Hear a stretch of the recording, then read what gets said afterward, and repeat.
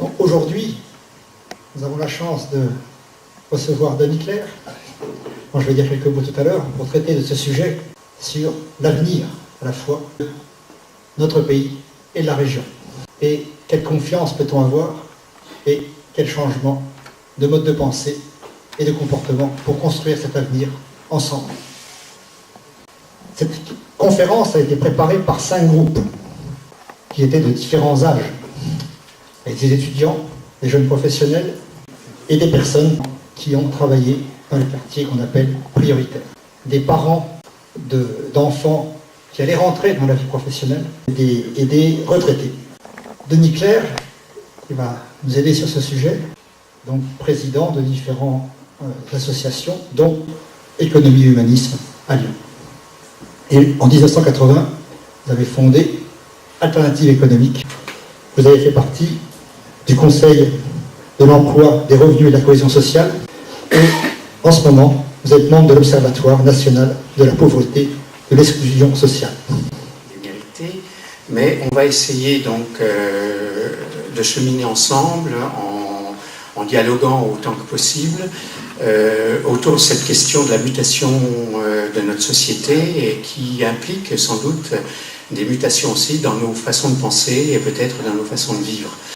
Je vais prendre trois points de vue, trois problèmes qui me semblent être aujourd'hui des problèmes qui, à un degré ou un autre, sont susceptibles justement de nous amener à modifier nos comportements, nos façons de penser, et du coup, de nos sociétés. Il s'agit d'une part de l'emploi et de la question du chômage, d'autre part de l'Europe, mais du rôle que l'Europe peut jouer ou ne pas jouer dans la transformation de nos sociétés. Et le dernier défi qui est sans doute le plus considérable, même s'il n'est pas immédiat, c'est la question climatique et du changement climatique. Tu veux que je le tienne Oui.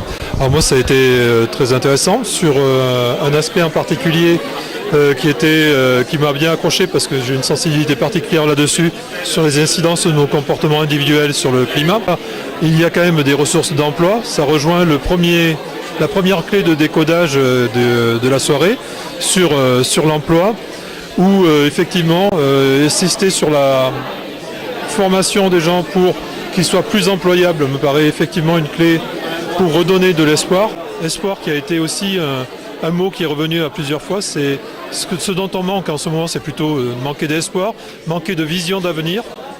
Et la troisième clé qui était l'Europe, l'Europe pourrait être un espace d'espoir, un espace d'avenir, mais aujourd'hui, on n'a pas encore trouvé l'initiative européenne, non pas des gouvernements européens, mais des peuples européens qui partagent une vision commune de la société et de l'économie pour arriver à générer un élan vers plus d'Europe et une Europe plus peut-être plus sociale qu'économique.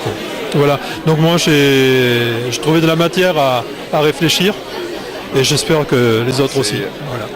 Très intéressant sur l'emploi, parce qu'on voit qu'il y a un rapport fort éducation-emploi.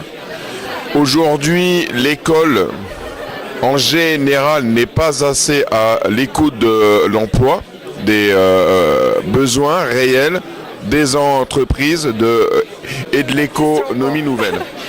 Non, moi ce que je voulais dire, c'est ce que je retiens de cette conférence, c'est vraiment le côté raisonnons ensemble, raisonnons collectivement, pensons société et pas individu, pour construire quelque chose ensemble. On a parlé d'Europe par exemple. J'ai retenu aussi par rapport à mes enfants qu'on veut toujours le meilleur pour ses enfants, mais que il faut en fait que la réussite elle soit pour tous les enfants, pour que nos enfants réussissent. Voilà. Et puis une chose aussi, Denis Clerc nous a dit les Français sont très pessimistes. Je pense qu'il faut effectivement, mais il faut aussi peut-être avoir de l'espérance et avoir de l'optimisme. Et qu'en tant que chrétien, c'est à nous aussi de montrer qu'il y a des solutions et que c'est possible, à la fois par en haut, mais aussi par en bas, par des comportements individuels, les comportements de chacun. Voilà.